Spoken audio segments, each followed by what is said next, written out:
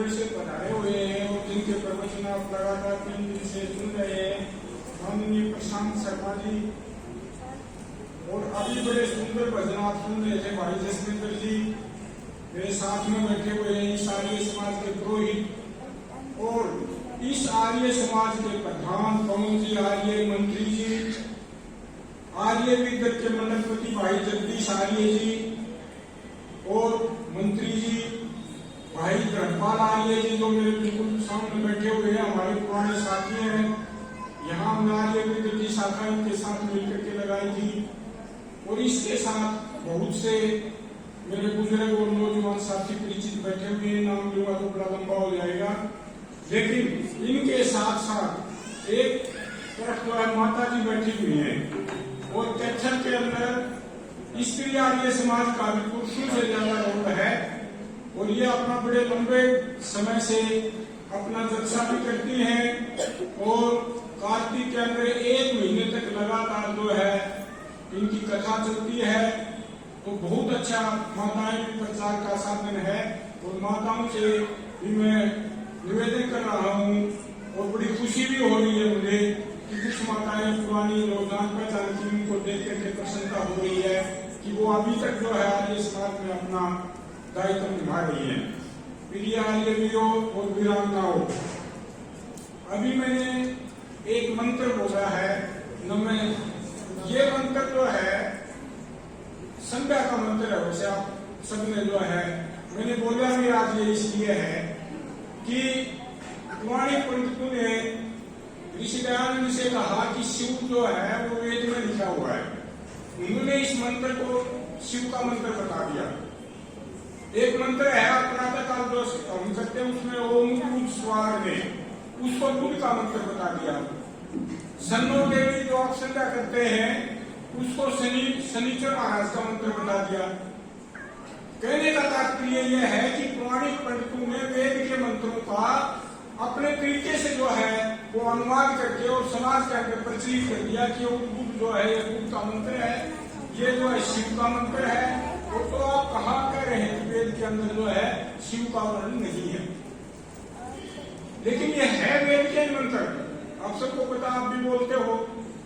मैं ये निवेदन करना चाहता हूँ कि इन्हीं बातों को स्पष्ट करने के लिए महर्षि स्वामी दयानंद, अभी जसविंदर बता रहा था कि कुटिया से जब निकलता है, गुरु विरजानंद की कुटिया से निकलता है और उसको आशीर्वाद मिलता है और ऋषि से उनको जो है बताया जाता है कि दयानंद को अगर समाज में निकल रहा है, तेरे सामने चैलेंज है, ललकार है। और गुरु विरजानंद कहता है कि दयानंद तेरे सामने चैलेंज है, राजनीति का देश मेरा गुलाम है। तेरे सामने चैलेंज है स्त्री जाति का, जिसको वेद पढ़ने का अधिकार नहीं है।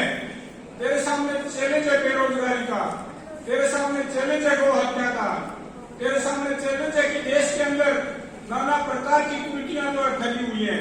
देश के अंदर नाना प्रकार की जो पत्थर पूजा होती है। काशी के अंदर करोड़ दी जाती है, वह मुक्ति का मार्ग बताया जाता है। इस प्रकार से गुरु विरजानंद स्वामी दयानंद को जो वो तैयार कर रहा है और बता रहा है कि इस चैलेंज का तेरे सामना करना है।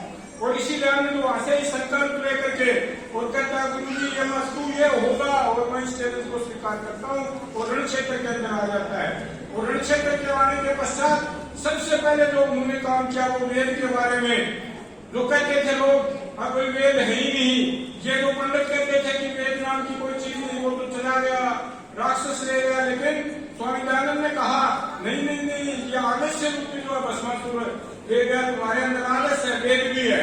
और उसने कहा कि बैक टू दी वेद, आज वेदों की तरफ वापिस लौटो। और उन्होंने बताया कि ये वेद में ये लिखा हुआ है, ये वेद है और दुनिया की सबसे पुरानी पुस्तक है।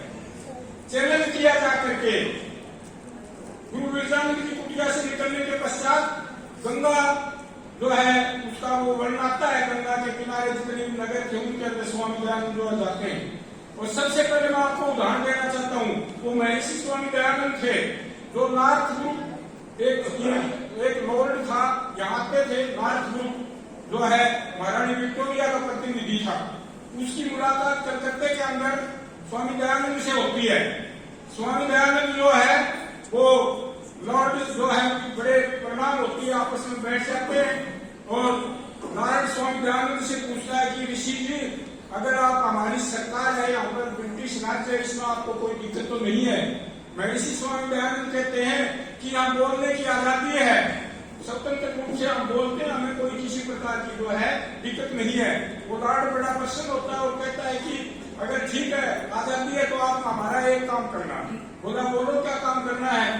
कि आप जो ये मंत्र पढ़ते हो सुबह सुबह या जो है जब आप ये प्रवचन देते हो उससे पहले ये मंत्र पढ़ते हो, उसके अंदर आप ये कामना करें, उस मंत्र के अंदर आप ये कामना करें कि ये ब्रिटिश शासन जो है काफी समय तक भारतवर्ष के अंदर चलता जाए।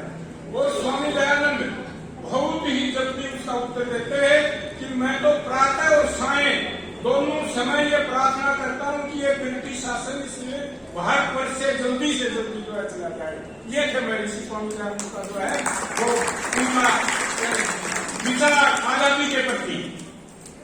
इस प्रकार के विचार उनके थे। एक आज हमारा जैसा भी कोई व्यक्ति होता या कोई दूसरा व्यक्ति होता, किसी राजा के सामने या किसी बड़े आदमी के सामने ये बात करनी होती तो 10 बार सोच के करते, कभी ये नाराज ना हो जाए। लेकिन उन्होंने अपने उत्तर के अंदर तो उनकी इस बात को कहा। दूसरी बात एक और आजादी के उसके बारे में बता, स्वराज का जिसको जो है दादा भाई नारोजी, तिलक, लोकमान्य धर्म सबने जो है इस नारे को उठाया। कांग्रेस ने, क्योंकि कांग्रेस की स्थापना 1885 के अंदर हुई है और किसी प्रकार जो है उन्होंने, लेकिन ये नारा सबसे पहले किसने दिया? ये नारा सबसे पहले महर्षि स्वामी दयानंद ने दिया। और ये दादा भाई नारोजी भी इस बात को कहते हैं और मतलब वो मालवीय भी इस बात को कहते हैं कि दयानंद ने जो है अगर किसी ने स्वराज का अगर किसी ने जो नारा दिया तो वो महर्षि स्वामी दयानंद है। तो स्वराज और स्वामी दयानंद ने सत्याग्रह प्रकाश के अंदर लिखा कि विदेशी राज चाहे पिता का माता के तुल्य हो, देशी राज से स्वदेशी राज से कभी भी शेरकार नहीं हो सकता था, उससे बढ़िया नहीं हो सकता। तो स्वदेशी का नारा सबसे पहले अगर किसी ने दिया तो वो महर्षि स्वामी दयानंद ने दिया। और अगर आप थोड़ा सा जाए ऐसे लोग आंदोलन के अंदर, उस समय हमारे लाहौर में और अमृतसर के अंदर भी उस समय आर्य समाज के लोगों ने सबसे पहले विदेशी कपड़े की होलियां जलाई थी और स्वदेशी वस्त्र जो जैसे खद्दर के कपड़े पगड़ियां जो है बांधनी शुरू की थी। तो कहने का तात्पर्य ये स्वामी दयानंद की ही देन थी। और एक और बात बताना चाहता हूँ, सबसे पहले स्वामी दयानंद थे अंडर कमेटी के सामने, अंग्रेजों की कमेटी के सामने संस्कृत और हिंदी देश को एकता के सूत्र में बांध सकते हैं। हिंदी के सिवा, संस्कृत के सिवा, संस्कृत के बगैर आपको ज्ञान नहीं हो सकता और हिंदी के सिवा आप देश को एकता के सूत्र में नहीं बांध सकते। ऐसे विचार महर्षि स्वामी दयानंद का अपने देश के प्रति, स्वदेश के प्रति थे। तो ऐसे विचार मैं आपसे निवेदन करना चाहता हूँ। स्वामी दयानंद के अभी ये कह रहे थे कि किसी के अंदर तप होता है कि कोई सन्यासी होता है, कोई ब्रह्मचारी नहीं होता। मैं आपसे निवेदन करना चाहता हूँ कि स्वामी दयानंद के समकालीन थे। सबसे पहले स्वामी दयानंद के समकालीन राजा राममोहन राय थे, जिसने आपने सुना होगा सती प्रथा के लिए काम किया, एक ही काम किया। रामकृष्ण परमहंस, स्वामी विवेकानंद, वो भी जो है स्वामी दयानंद के समकालीन थे। प्रार्थना सभा एक महाराष्ट्र में बड़ी, वो भी स्वामी दयानंद थे। और इसी कड़ी के अंदर जो है वो स्वामी दयानंद पैदा हुआ। वो महापुरुषों का युग है, उस शताब्दी की, उसके अंदर काफी महापुरुष पैदा हुआ। लेकिन आप देखेंगे किसी भी महापुरुष को ऋषि की उपाधि नहीं मिली, क्योंकि उनका एक एक उद्देश्य था। एक उद्देश्य को लेकर के वो लोग चल रहे थे। कोई सती प्रथा को लेकर चल रहे थे, कोई मूर्ति पूजा को लेकर के चल रहा था। लेकिन महर्षि स्वामी दयानंद केवल और केवल मात्र सार्वभौम, कोई ऐसा विषय नहीं है जिसने महर्षि स्वामी दयानंद ने टेस्ट किया हो। चाहे स्त्री में अभी बता रहा था। तो आजादी की लड़ाई के अंदर देखें, इसकी प्रेरणा गुरु गिरजानंद से मिली है। गुरु गिरजानंद भी अपने मथुरा में आने से पहले 2-3 साल तक घूमता रहा छावनी के अंदर, और उसके दिल में भी एक इच्छा थी कि कोई ऐसा मेरे को शिष्य मिल जाए जो मेरी भावनाओं को पूरी करे। वो दयानंद के रूप में उसको मिल भी गया था।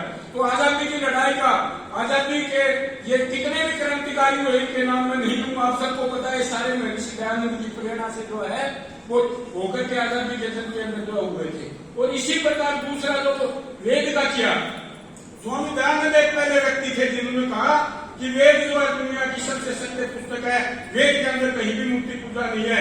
उससे मैं ब्राह्मणों का बोलबाला था।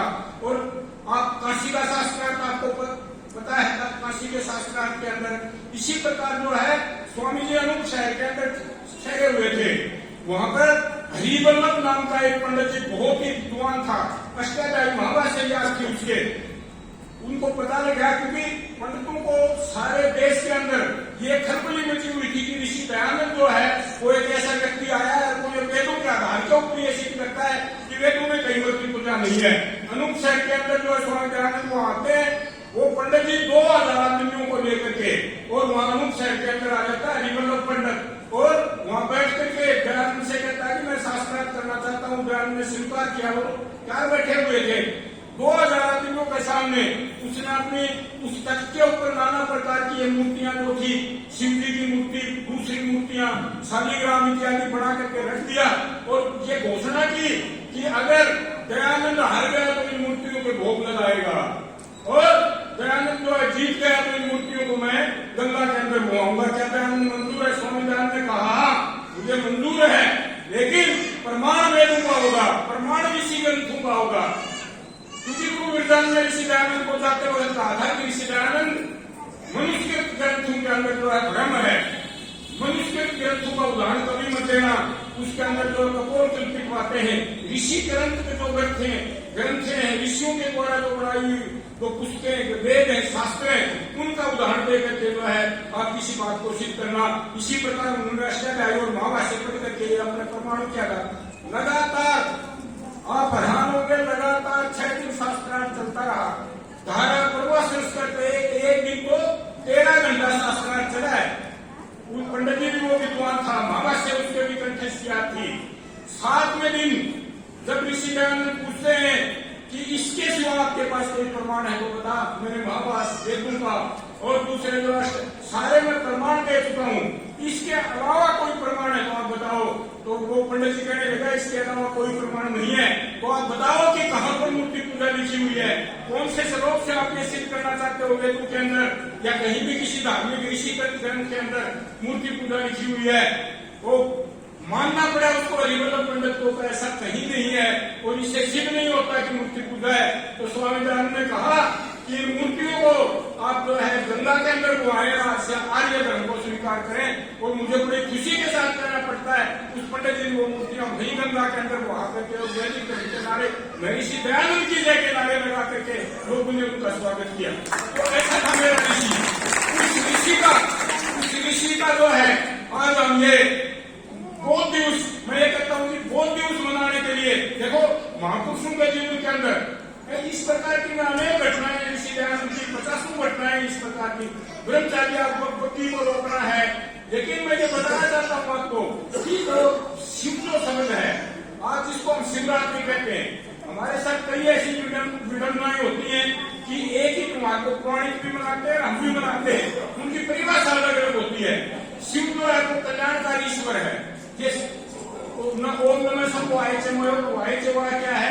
नमस्कार और कल्याण स्वरूप आप कहते हो जाना, नमस्कार और कल्याणकारी है और कल्याण के लिए सबसे बड़ा कोई कल्याणकारी है तो वो परमपिता परमात्मा है, इसलिए उसका नाम शिव। आपको पता है 101 नामों की व्याख्या सत्याग्रह प्रकाश में महर्षि स्वामी दयानंद ने की है, 101 नामों की परिभाषा की है। तो उन्हीं के अनुसार इसको शिव का जो रूप बता करके आप भी, यहाँ मेरा कहने का तात्पर्य ये है कि मनुष्य को भी अपने अंदर इन गुणों को, महापुरुषों के गुणों को धारण करना चाहिए। आज जो है शिव के गुणों को, शिव ये शिव नहीं, ये जो जटाधारी और जो है सांप वाला शिव, डुगडुगी वाला शिव, ये शिव नहीं है। इस प्रकार का कोई व्यक्ति आज तक नहीं हुआ है। लेकिन ये शिव को कल्याणकारी शिव, परमात्मा का भी ये विशेषण बता रहे थे, जो जिसकी विशेषता बताए उसको विशेषण कहते हैं। जो परमात्मा की विशेषता बता रखी है जिसके अंदर कि परमात्मा जो कल्याणकारी है, लोगों का कल्याण करता है, वो गुण हमें और आप लोगों ने अपने जीवन के अंदर धारण करना चाहिए। आज ये तभी हमारा है कोई भी जन्मदिन, कोई भी बोध दिवस, कोई भी महर्षि स्वामी दयानंद का कार्य बनाने का सफलता हमें तभी मिलेगी जब हम उसको अपने जीवन के अंदर धारण करें। यहाँ से कोई एक गुण हमें लेकर के शिव संकल्प लेकर के जाना चाहिए। शिव संकल्प मस्तु, सोने का मंत्र आप बोलते हैं, वो यही है कि मेरे मन के अंदर इस प्रकार के जो है संकल्प होने चाहिए, क्योंकि महर्षि स्वामी दयानंद का संकल्प था और कोई संकल्प छोटा नहीं था। महर्षि स्वामी दयानंद ने संकल्प किया था कितनी छोटी आयु के अंदर कि मैं सच्चे शिव की खोज करूंगा, मैं सच्चे शिव की खोज करूंगा। और लगातार 15 साल तक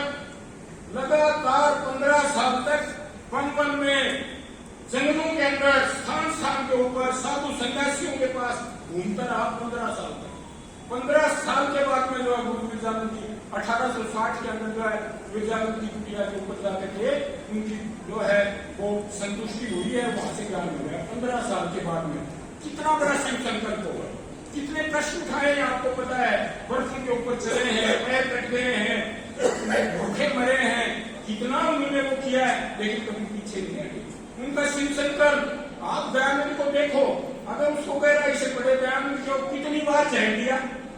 काशी के अंदर बीतने के पश्चात उनके ऊपर जिंदे हुए सांप फेंके गए, उनकी झोपड़ी को फूका गया, उनके ऊपर जो ईंट और पत्थर फेंके गए, उनको जो है गुप्तचर कहा गया, उनके चरित्र के ऊपर आरोप लगाए गए, नाना प्रकार के दोष महर्षि स्वामी दयानंद के ऊपर लोगों ने लगाए।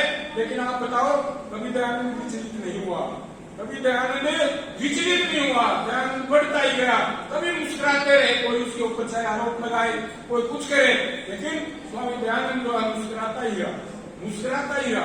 तो इस प्रकार से जो है आज ये जो आपका बोध दिवस है, महर्षि स्वामी दयानंद का बोध दिवस है, उसको जब भी सार्थक माना जाएगा कि आप यहाँ से शिव संकल्प होकर के जाएं, आप उनको अपने जीवन के अंदर धारण करने की प्रेरणा दे। उनका एक ही कोई चीज, स्वामी दयानंद की अनेकों विशेषताएं थी, आज युग बैठे हुए हैं। ब्रह्मचारी स्वामी दयानंद जैसा कोई भी जो है सबसे बढ़िया कोई स्वामी दयानंद की शक्ति की ब्रह्मचारी की शक्ति। विक्रम महाराजा विक्रम को आए, उसकी जो है आप ये देखें कि कैसे किस प्रकार से घोड़ों की बग्गी चाबुक लगा रहा है उसका, वो कहने लगा कि आप ब्रह्मचारी करते हैं, हमें तो पता नहीं कैसे आप लोग उसका ठीक है बोला पता लग जाएगा। जब वो घोड़ों की बग्गी के अंदर बैठ करके विक्रम सिंह चलने लगा, उस समय महर्षि स्वामी दयानंद ने उस बग्गी को पकड़ दिया और वो चाबुक लगा रहा है, और वो जो है पकड़े खड़े हैं, घोड़े आगे नहीं बढ़ रहे हैं। पीछे देखता है तो महर्षि दयानंद जो है उस बग्गी को पकड़े हुए और स्वामी दयानंद कहते हैं कि ये ब्रह्मचर्य की ताकत है, ये है ब्रह्मचर्य की ताकत। तो कहने का तात्पर्य यह है कि उसका एक एक उदाहरण, एक एक बात अगर आप देखें उनके जीवन के अंदर, उनका एक शिष्य था नंद किशोर, वो जो है गुरु को कुछ फलियां लेकर के खेत में से फलियां लेकर के आया और स्वामी दयानंद को भेज दी। तो स्वामी दयानंद जी कहते हैं कि ये चोरी की फलियां में नहीं खाता। तो शिष्य कहने लगा ये कैसे दिए, चोरी की फलियां तो नहीं, मैं तो खेत से लेकर के आया। तो वो कहने लगे क्या खेत के मालिक से आपने पूछा? तो जिस खेत का मालिक था जिसके अंदर ये फलियां लगी हुई थी, क्या उससे पूछ करके आपने फलियां तोड़ी? बोला नहीं थी। तो उसके बगैर पूछे उसकी खेत की वस्तु उठा करके लाया है, तो ये चोरी की फलियां। कितना बड़ा आदर्श था और कैसे उनको पता लगा? तो कहने का तात्पर्य है वो योगी थे, ऋषि थे, तपस्वी थे, ब्रह्मचारी थे। वो ऐसा गुरु जब हमारा है तो उनका हमें अनुसरण करना चाहिए। मैं आप सब लोगों को यही प्रेरणा देता हूँ कि यहाँ से आज संकल्प लेकर जाए और इस आर्य समाज के सभी प्रधान मंत्री और जो सदस्य हैं, भाई धर्मवीर जी हैं, ये जगदीश जी हैं, आर्य विदल के सभी ये लोग मिलकर के बड़े अच्छा काम करते हैं। और माताएं भी, स्त्री समाज भी यहाँ का बहुत ही अच्छा है, सबसे अच्छा मैं कहूँगा कि संख्या भी बहुत है और स्त्री समाज बहुत अच्छा है। तो मैं प्रार्थना करता हूँ कि आपकी ये काम करने की शक्ति जो है बढ़ी रहे, आप ये काम करते रहें और आर्य समाज को आगे बढ़ाते रहें। धन्यवाद। ओम